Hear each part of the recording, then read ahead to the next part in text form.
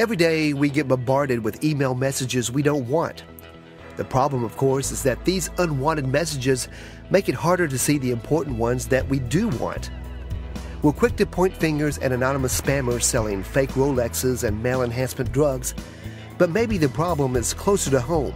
Is the reply all button a culprit behind our overflowing inboxes? In other words, is spam mostly a problem of our own making? And to ask a related question, how much humiliation could we spare ourselves if we got smarter about using or not using the reply all button?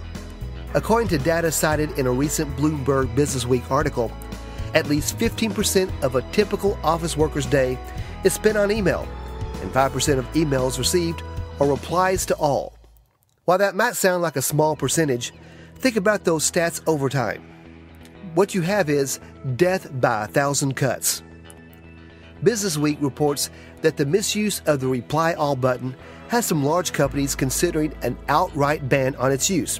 And a handful of businesses have gone as far as to use in-house programmers to remove the button from employees' view. The reply all button is simply an inanimate thing, of course, which means it's not something we can truly blame.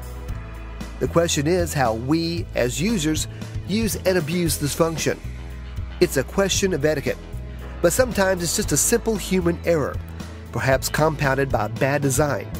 The reply all button is typically just a few short pixels away from the reply button. Everyone makes mistakes, right? Even those of us who should know better.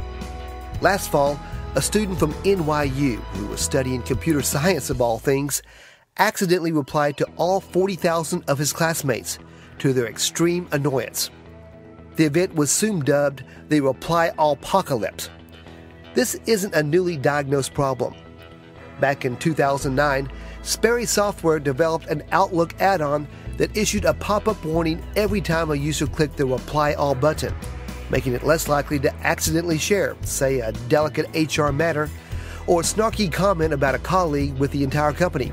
Since then, most major email providers have begun to take the Reply All problem seriously. Microsoft introduced its own plugin called No Reply All, and Google, whose Gmail is the most widely used free email service, rolled out a mute button to give wary users an escape from endless email chains and public gabfest. Despite these advances, it's still up to us as users to exercise good judgment and do our part to reduce internal workplace spam. It's our policy that you should have a really good reason every time you decide to respond to a mass mailer. What's your policy? Just hit reply and let us know.